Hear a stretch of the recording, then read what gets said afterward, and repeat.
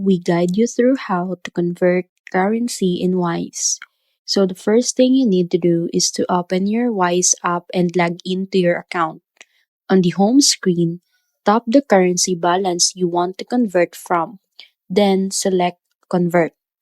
Enter the amount you like to exchange, and Wise will instantly show you the real exchange rate and conversion fee, and exactly how much the recipient currency will receive.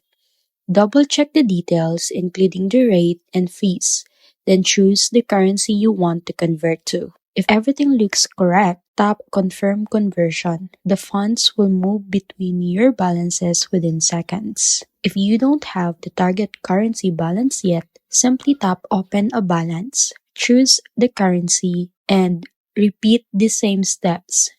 So that's it. Fast, transparent, and no hidden charges.